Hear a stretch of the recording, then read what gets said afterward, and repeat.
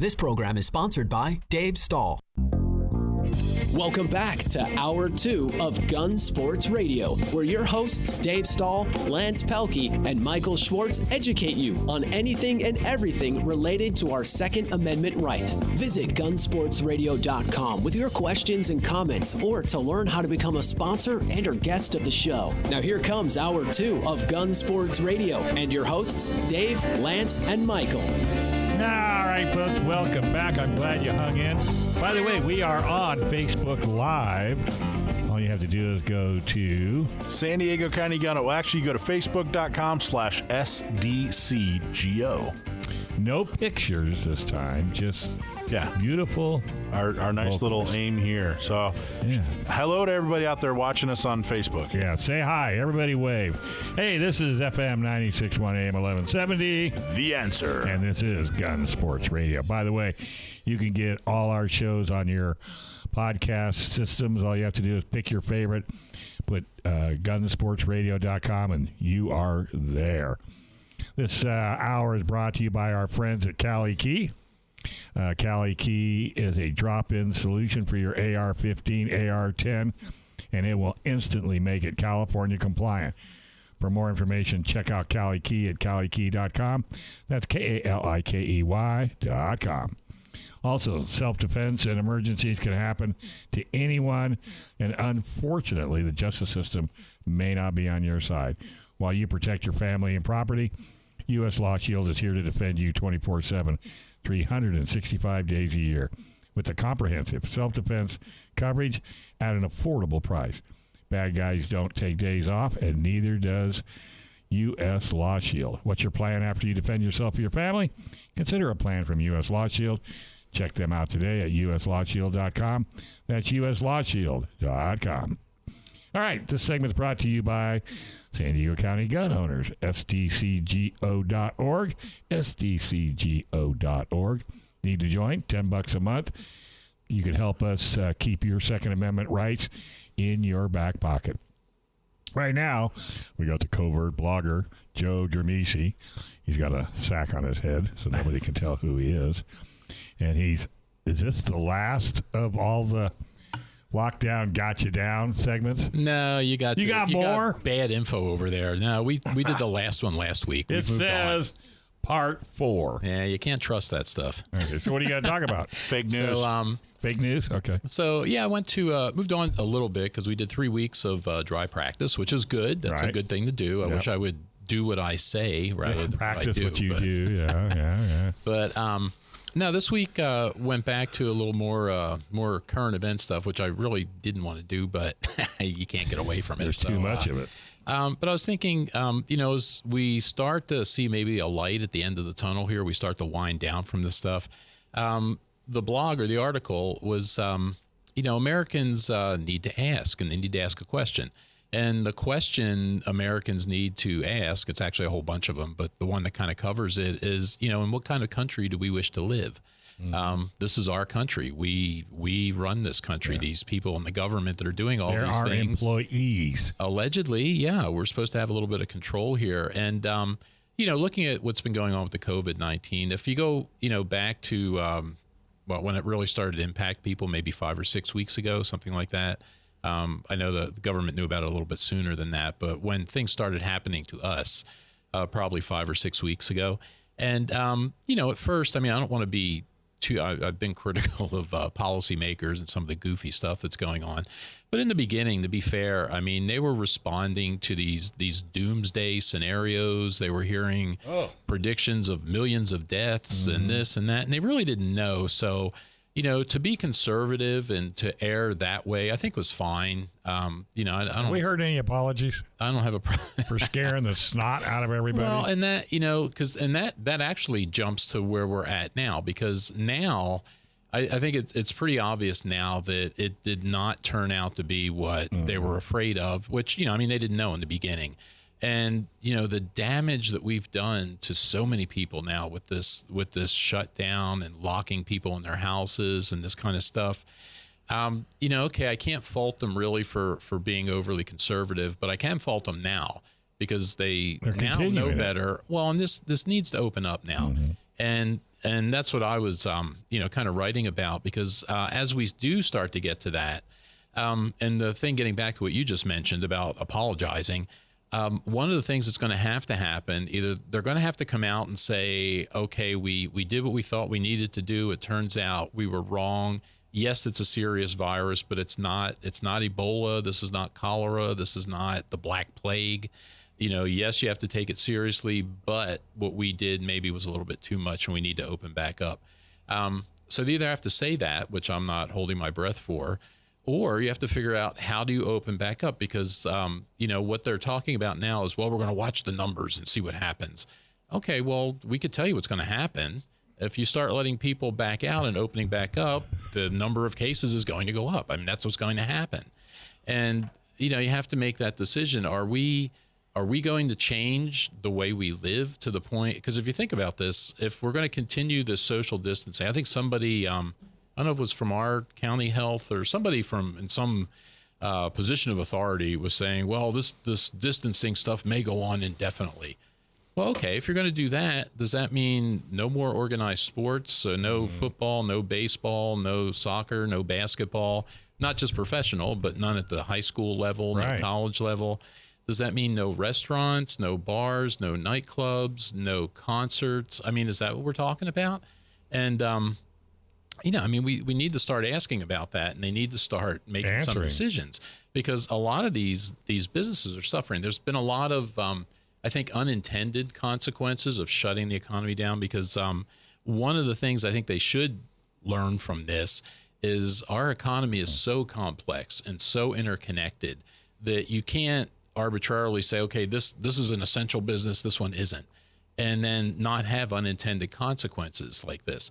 And, if you just look at restaurants, for instance, one of the theories that came out was they were saying, okay, we're going to start opening restaurants, but we're going to limit them to 25% of their capacity. And there was a restaurant owner, I think from Texas, who was saying, it's almost not, I would rather stay shut than try to open at 25%. Cheaper to stay shut. Well, because he was saying as a restaurant owner, there's a lot that goes on in the restaurant. I don't know if the average person realizes this, but you're coordinating all the stuff in the kitchen. You've got the people at front that are taking the people, the customers in, seating people. You got the wait people. You've got the runners going back and forth. To try to do all that at 25% capacity is almost not doable. And then some of the other stuff, and I saw this on, I think somebody posted a meme or something on Facebook, and I thought it was a joke. There were two people sitting at a table, and there was a sheet of plexiglass between them. And the wait person had a mask on and gloves. And I thought they were joking. And then I talked to somebody yesterday that just had a meeting with their management. That this person works in a 5-star restaurant in town. And their management said, no, we're thinking about this plexiglass thing.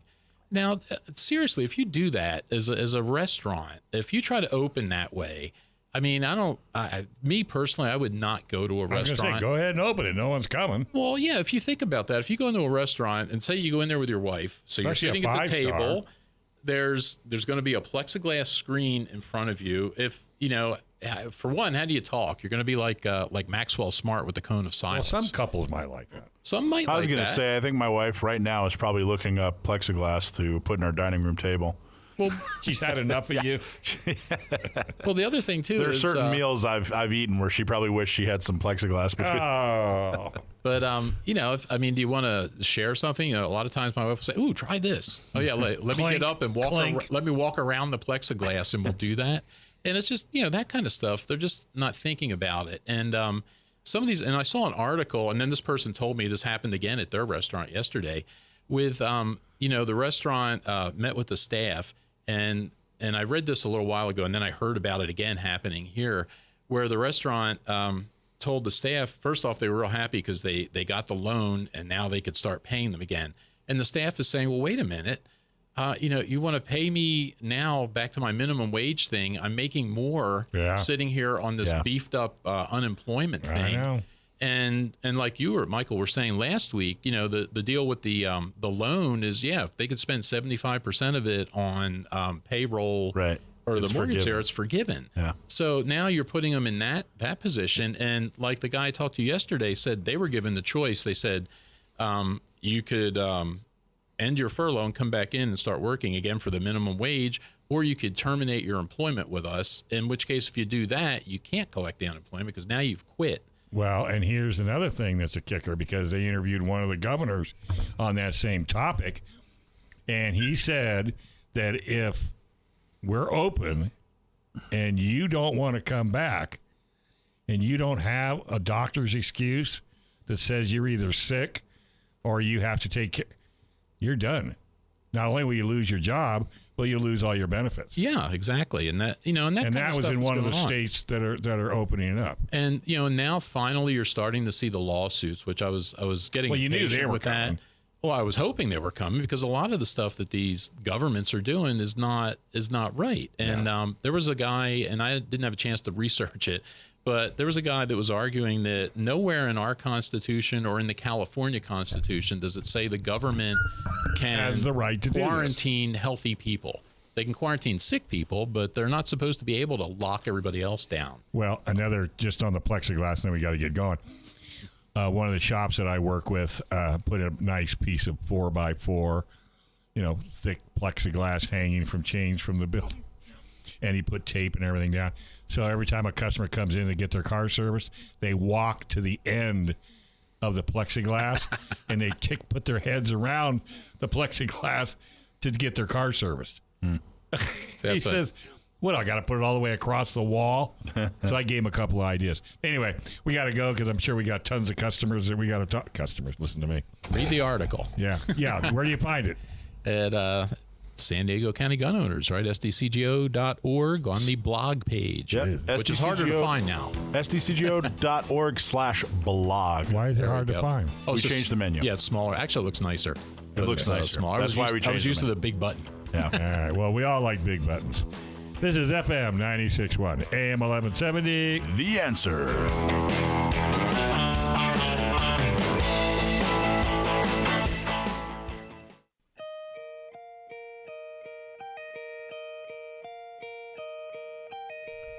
All right, folks, welcome back. You're listening to Gun Sports Radio, FM 96.1, AM 1170. The Answer. Hey, California assault weapon laws make it almost impossible to own an AR pattern rifle. So what's the solution? Cali Key. It'll convert any mil-spec direct impingement AR pattern rifle into a straight pull-bolt action rifle, so it can have all the features without being considered an assault weapon. It's a true drop-in solution. No milling, no aesthetic modifications, and no turning off your gas system. Keep your entire AR collection intact at a price you can afford with Cali Key. Check out Cali Key at CaliKey.com. That's KALIKEY.com. All right, this segment is sponsored by the good folks at U.S. Law Shield. Go to uslawshield.com. If you own any firearm, talk to the good folks at U.S. Law Shield about what's happening after the bang. It's worth the call. All right, who you got for our special guest next? Well, before we do that, I'm going to do a little giveaway. And this is just for the folks listening on Facebook. Let's do this. The first 5 people listening on Facebook to type in this phrase will win a hat. I'll mail you a hat. Yeah.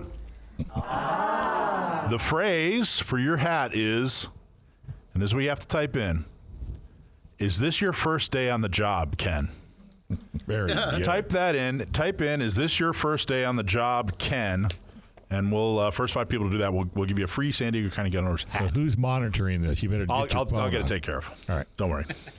In that, and as you mentioned, who's our guest? So we've got Judi Wells. She's with a girl and a gun, and she's at the big convention that they're having, and we're love to have Judi on because if you've got lady friends or wives or other folks that would like to get involved in the sport or just own a handgun, Judi is just an amazing resource. So, Judi, we got you on the line. Hi. Thank you for the compliment. My pleasure. Hi, Judi. How you doing, kid? So where are you at? So I was supposed to be in Colorado at the amazing Cameo Shooting Complex in Grand Junction. But as everything else is going on these days, COVID shut us down. And so what happened is we went digital. And I have to tell you, I had a lot of questions about this before we started, but we usually have 450 women every year at our annual conference, and what ended up happening is 375 women decided that they wanted to try the digital conference. So we had 375 registered participants, and Robin and Tatiana and Juliana actually managed to get over 80 training videos, 46 live sessions. We had 47 gun giveaways, a Masayub week training giveaways, and all our sponsors stayed right on with all of us. So it turned out to be an amazing week of live videos, live question and answer on training videos that we can get to for the next 60 days. And I have to say, I thought that going digital was going to be terrible because I thought, what are we going to do? How are we going to learn all this stuff? But I really enjoyed sitting back, not having to worry about it's too hot, I'm thirsty, squirrel, those steel targets are too close, whatever, and just absorbing all of the information that these top-notch instructors had to offer. Did you say squirrel? Yeah, I like squirrel. That's good. I did. Squirrel. That's when you're on the range and you're getting this great instruction and you see a squirrel go by. Sure. You lose your complete concentration.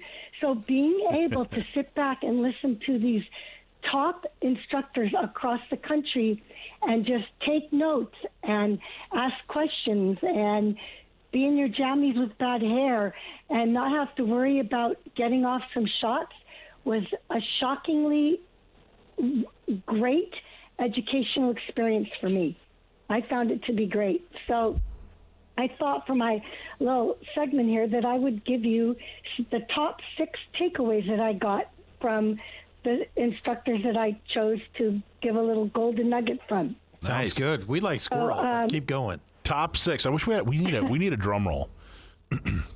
Go ahead. Top 6. These weren't the top 6 instructors, but these were some of the takeaways that I came away and that I can talk about in the next 5 minutes. So, Spencer Keepers, he is a gentleman who designs custom concealment holsters, Keepers Concealment.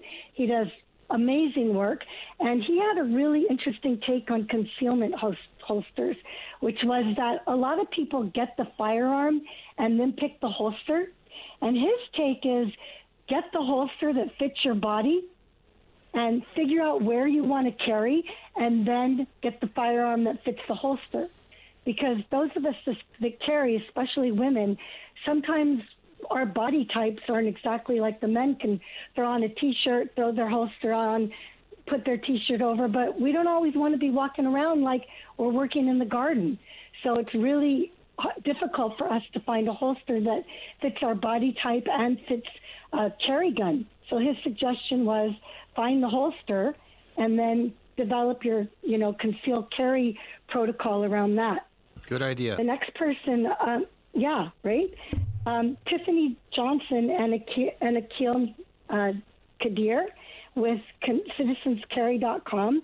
They had a really great presentation on broadening the 2A tent. And the presentation was about how to get the Second Amendment out to more people.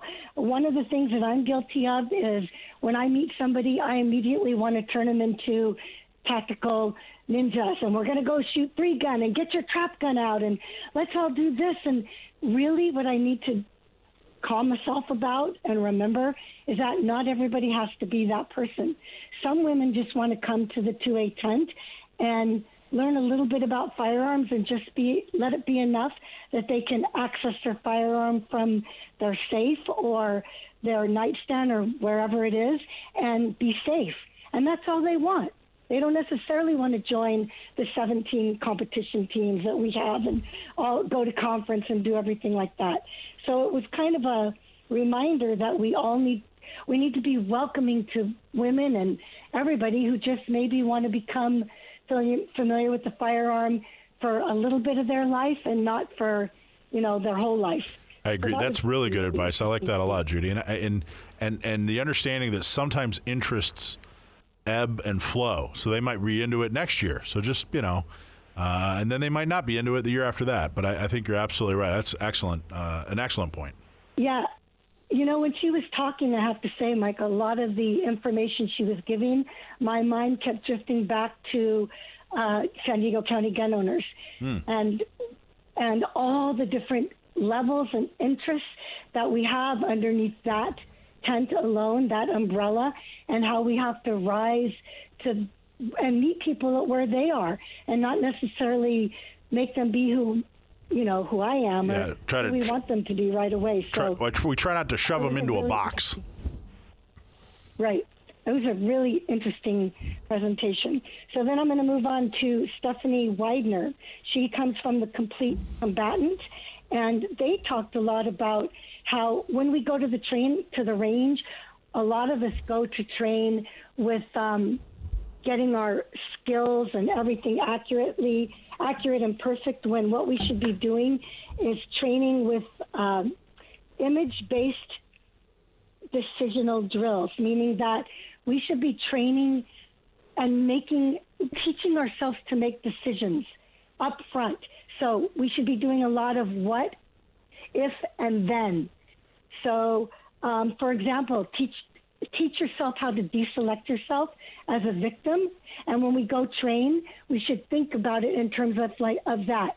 If someone comes in my front door, then I should do this. If someone knocks in my slider, then I should do this. If I'm walking in the parking lot and somebody comes, then I should do this. And she says that we should spend a lot of time training ourselves and making decisions, not necessarily concentrating on all, perfect accuracy and perfect speed. Because when push comes to shove, all those decisions we've practiced is what's going to make us be good in the moment when we need to be good in that moment. So I thought that was really an interesting takeaway from her. Then Ed Prater, Dave Miller, Craig McMichael, they did fantastic work on trap and shooting clays about focal point, hold point, break point, and all the different ways that you can teach your eyes to engage in that. Vicki Farnham, who is a legend in teaching women how to shoot. She was the first woman that started teaching law enforcement instructors how to teach women in law enforcement and people, LEO. They're not like men. And she talked a lot about the difference between men and women and their mindset and how a man, don't judge me here, I'm not trying to be sexist, but men have the way they think, they can connect their sights and their eyes and the target in a different, quicker, more efficient way than a woman can because of the way our brains operate, spatial relationships. And so she talked a lot about how women need to how we need to talk about things. So she gave an example of if she told a group of her men students to put a circle of chairs in the room, the men would just do it. They'd make a circle of chairs. If she tells women to put a circle of chairs in her room, we have to talk about, do the seats face in or out? Do we, how far apart do we space them? Do we pick the big chairs or the little chairs? And where do we start the circle? And, of course, you all men I know you're sitting there laughing. No, it's laughing because it's true. It's true. Totally. It's so true. And so when we learn in a really different way than men do. We want to talk about it, and we want to ask questions, and we want to ask, how does this work? And if I put my target there, how do I work this? Do I aim differently? Whereas men are just, give me the gun. Let me try it and figure it out. So not all women, not all men, but generally speaking. Oh, I'm sorry, Jerry. I didn't mean to interrupt, but I had a coworker a few years ago who coached men soccer teams and women's soccer teams, and he for like 15 years. And we were talking about the difference, and he said, "Here's a big difference." He said, "If I go in and say, look, our defense stinks. if I say that to a group of men, all the men will think to themselves, well, he's not talking about me, he's talking about everybody else. And if I say that to the women's team, if I say, hey, our defense stinks, all the women will say, oh, it's me, it's not anybody else, he's talking to me. And he said it's an amazingly huge difference between men and women, and it has guided him on how he coaches, and I think he's absolutely right. Absolutely. All right, kid. Well, it's good having you call in. We appreciate it. Thank you for having me. So now you can go run a brush through your hair. Thanks. Will do. All right. Hey, how do they find you? Give me your website. Facebook. A Girl and a Gun. You can find us on Facebook, A Girl and a Gun San Diego. Reach out to us at A Girl and a Gun SD at gmail.com. Good. All right. Good seeing you. Be safe. We'll talk to you down the road. Folks, you're listening to Gun Sports Radio, FM 96.1, AM 1170. The Answer.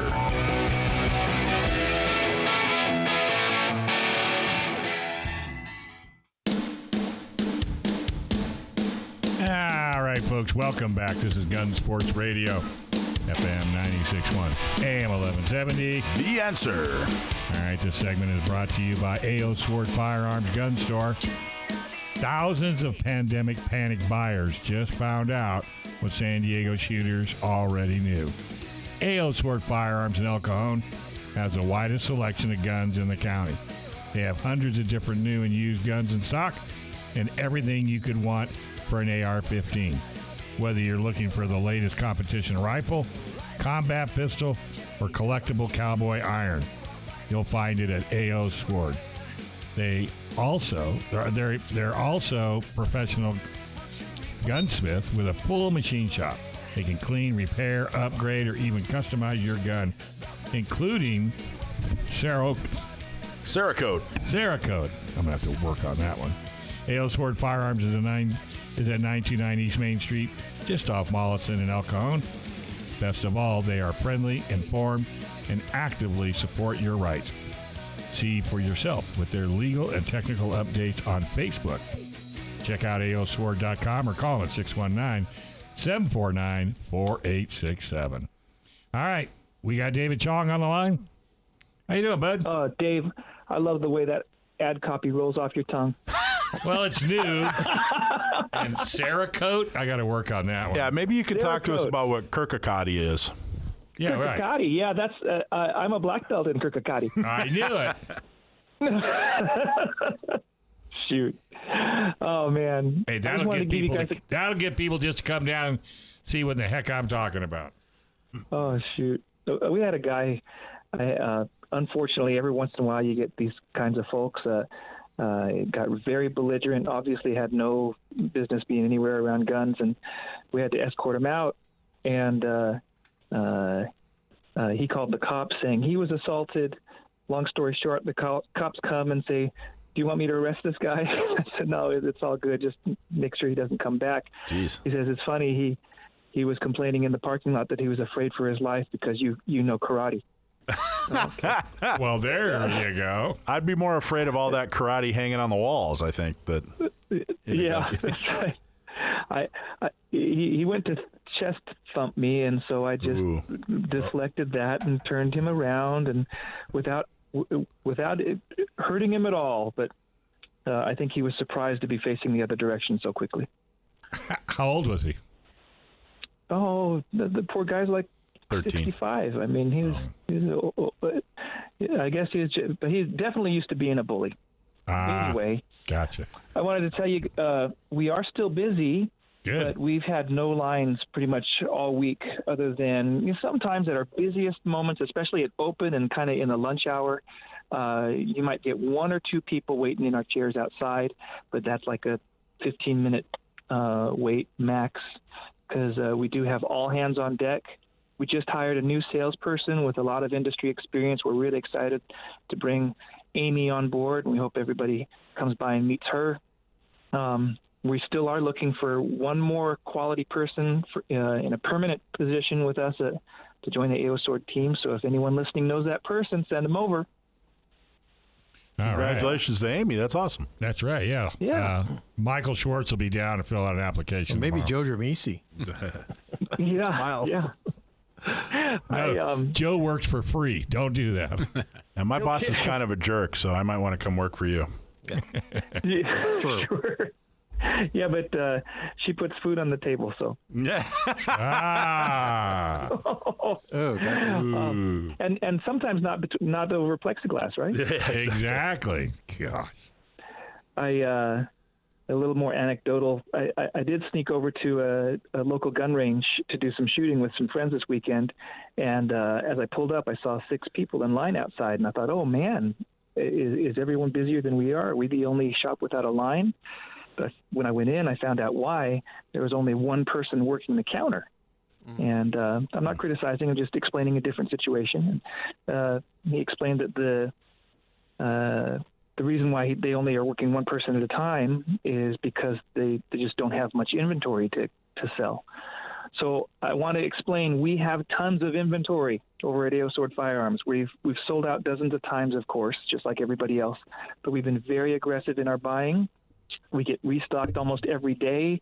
We have probably 40 different handguns stocked up to 10 deep on the popular models, Glocks, Springfield XDs. We built back up our 1911 inventory after selling out several times. And as always, you won't find more revolvers anywhere. So I have guns to sell.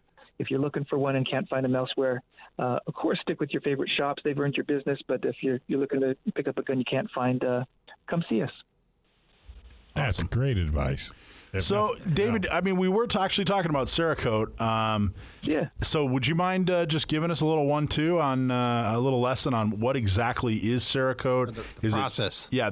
Is it actually meant to protect, or is it just an aesthetic thing, or what's the deal? Yeah. Cerakote is now used by many manufacturers as factory coating. It is not just paint.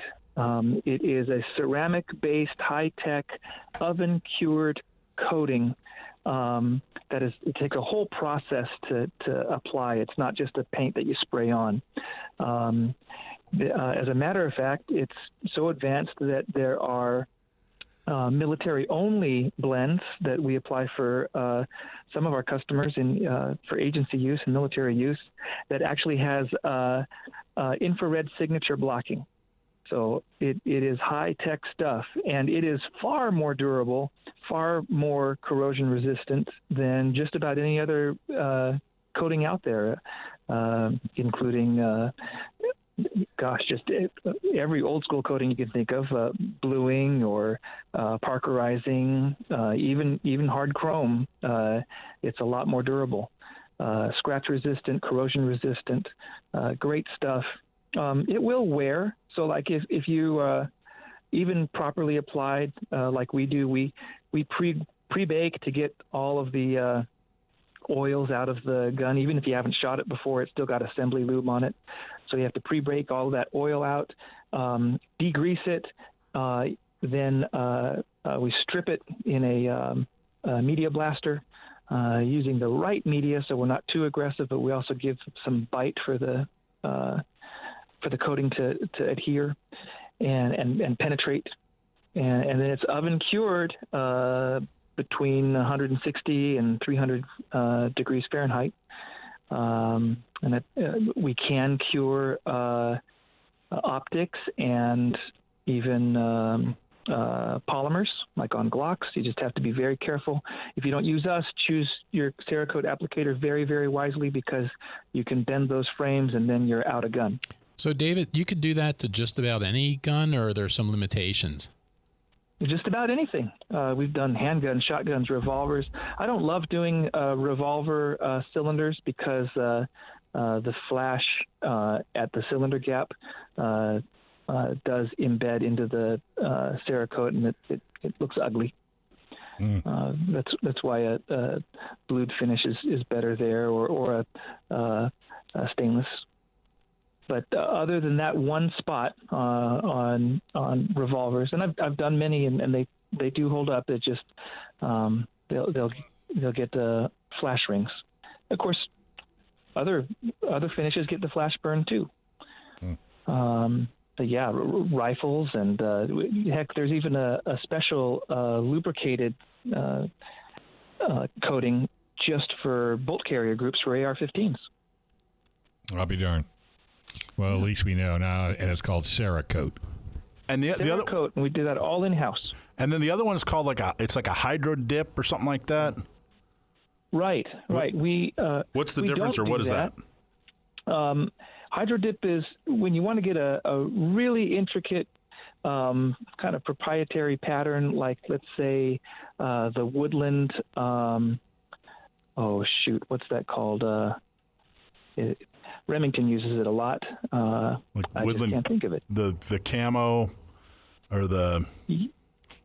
Yeah, it's a proprietary pattern. It's all over clothing and bags and some guns. When you want a specific pattern applied, you can actually. It's like a decal, like your old school, hot rod models or your military jet models. Water applied decal. But instead of dipping the decal in water and then sliding it onto your airplane, you actually put the decal on top of the water, and then you dip your whole airplane, or in this case rifle, into the water. And as it crosses the surface of the water, it's actually getting that decal rolled onto it. Pretty neat. Not very durable. The best thing to do is cover it with a Cerakote clear, so that then instead of the decal, you're Cerakoting it anyway. Yeah, right. You'll still end up Cerakoting it, but it's not as durable. That's not an ideal surface to paint, and you still only get the adhesion that you're getting with the decal, but at least it's covered from surface scratching on top of that by the Cerakote. If you look at Realtree is what I was trying to think of. Oh yeah. Oh yeah. Okay. Realtree. So go look at even the very fine, $1,000 plus shotguns that have a Realtree camo applied to them. That is a hydro dip, and you look very closely, and you'll see. Oh, I see where the film stretched and missed this part or that part, and you're looking at the underlying Cerakote or Duracote. So we don't do that there at AO Sword. It's just it's a very specific process, and I tried it, and I only got as good a results as Remington, and that wasn't good enough for me. So we do, however, do very meticulously applied Cerakote, including patterns like Cryptek or ATAX or pardon me, I can't think of the military camouflage. How about military camouflage? How about Digi? yeah. Digicam's hard, but I have done it. I did a really cool urban Digicam in grays and all different grays and a couple of browns, cool, plus a flowing American flag. I think that's on the website. Actually, you can take a look at that one. All right, and the website is AR-15, aosword.com. All right, or you can call them at 619-749-4867. Dave, keep up the good work, and we'll talk to you next week. Thanks very much. Take care. All right, folks, you're listening to FM 96.1, AM 1170. The Answer.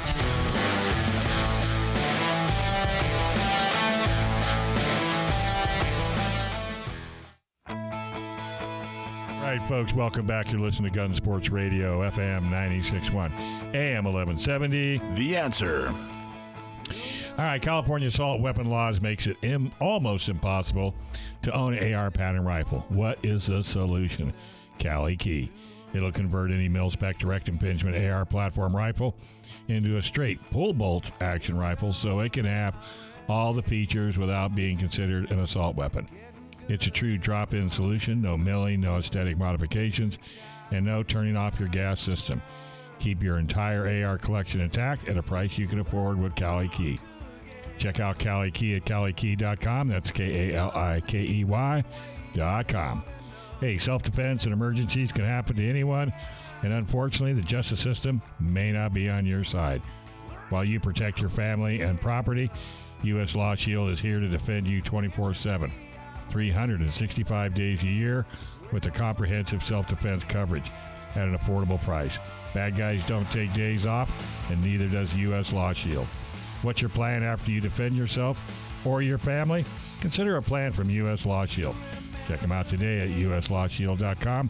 That's uslawshield.com. Prime PRMI Mortgage. Hey, the refi bell has been ringing. Home mortgage interest rates have dropped to a historic low.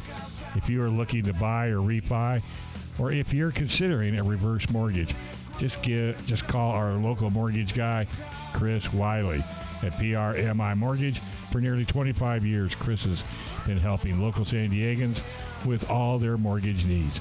Call Chris at 619-722-1303, 619-722-1303, or just go to primeres.com/Alpine. All right, Sam the Gunman.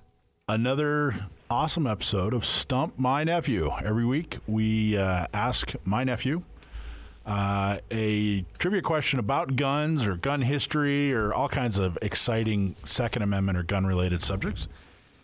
And at the ripe old age of 20, he almost always gets it right. So if you write in a question for us, we will send you a T-shirt.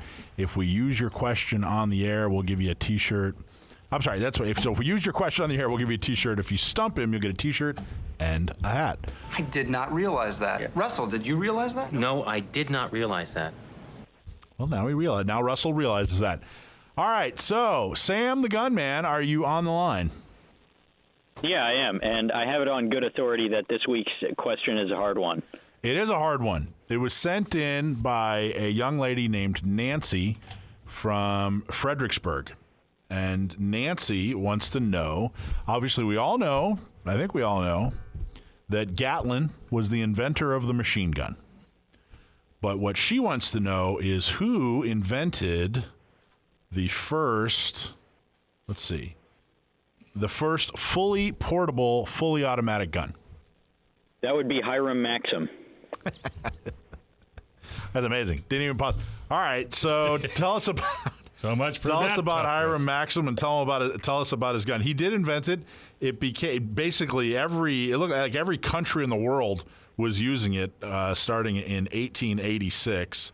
He invented it sometime between 1886 and 1914. And I mean, literally every country was using this thing, and it was used in the Chinese Civil War, the Korean War, World War II. The Polish-Soviet War, you name the war, World War I, and it was probably used. So tell us what you know about him and about the gun. So the story of the Maxim gun is kind of interesting. Hiram Maxim was a very gifted inventor, and in the 1870s and 1880s, he was working on designs for what would eventually become his magnum opus, no pun intended, his machine gun. But his efforts were seriously hindered by the fact that smokeless powder didn't exist yet. So he was trying to design a working machine gun around black powder, which is it doesn't produce nearly as much pressure as smokeless powder. It is a lot more unpredictable, and the fouling precludes the development of pretty much any reliable self-loading mechanism, especially a high rate of fire machine gun. So when smokeless powder finally became available, he redesigned his machine gun around that, and it took the world by storm. Maxim himself was an American, but he was more than happy to gouge every country in the world on his product. And his philosophy was basically, hey, if the Europeans want to pay me millions of dollars for machines to kill each other, then I'm all for it. That's interesting. He actually was eventually made they knighted him. He's actually Sir Hiram Stevens Maxim. Yep. And funny story about his son, actually. His son developed the automobile muffler and the firearm sound suppressor, which is just a small version of the same thing. It's basically the same thing. How about that? Amazing. How do you know that? Now, where did you pick up this? I always ask you this because I'm always curious. But where did you run into the Maxim gun? Don't tell him. Oh, here and there. I love that kid. He's not going to give away his trade secrets. I know. It's getting harder and harder. You wouldn't need me anymore. I know. Yeah, see, you're smart. Job security. That was a question. All right. So Nancy from Fredricksburg gets a T-shirt, but she doesn't get a hat because she wasn't able to stump you, which is... Hey, did you hear us? Did you happen to hear us earlier destroying cerakote? No, I was busy cleaning my shotgun earlier. I wasn't listening to the show. Attaboy. Yeah, we did a real number on that. We had to get an expert in. Well, not we. Yeah. Oops. Oops. Heck, I couldn't even say it, let alone tell you what it is. Cerakote is great stuff, but if I had $1 for every time a customer came into the shop and called it paint, then I would be able to afford a Cerakote job on all my guns. There you go. Well, why is it different from paint? It's actually a ceramic powder coating that is then baked on. It's not just some dude taking the thing into his backyard and rattle canning it with some Krylon. Exactly. Ruined my weekend. Yep. It's a much more durable finish. Yeah. Is that rattle can? Is that a Schwartz term? Because I heard that earlier here on the show. No, that's a technical term we use in the industry. It's an industry technical term, Joe. Your uncle uses it too. A lot. Because that's the noise it makes. Yeah. Well, he's a real professional, you know. Absolutely. I'm all about the lingo. This isn't his first day on the job. No, not hardly. Ken. He listened to that part. It's just your first day on the job, Ken. Yeah, did you hear our giveaway, Sam? What's that? Our giveaway, we were on Facebook Live. It just died, unfortunately. Everybody listening, apologize. Yet another technical difficulty. This time we'll get it sorted out and have it ready for you next week. But everybody on our Facebook Live, if they typed in in the comments section, is this your first day on the job, Ken? They got a free San Diego County Gun Owners hat. So we got 5 people out there that are getting a free hat. That's pretty cool. All right. All right. So how many more guns you got to clean? Just got to finish up with the Winchester 1300, and then I'm good. I keep all my stuff. I make sure it's clean before I put it away.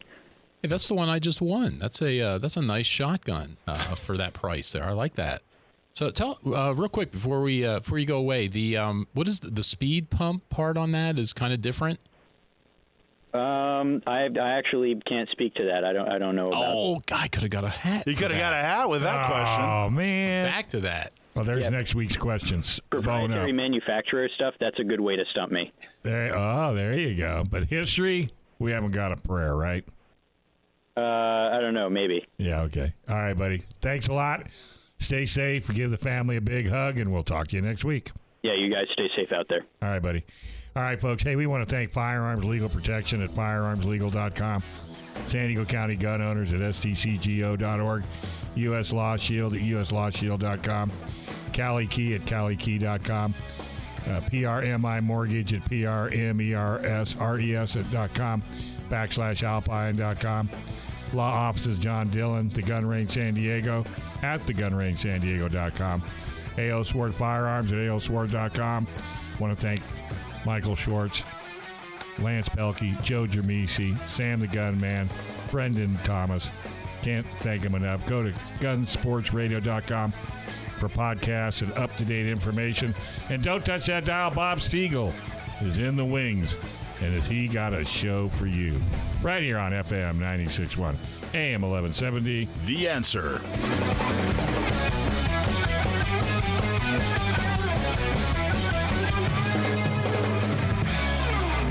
This program is sponsored by Dave Stahl.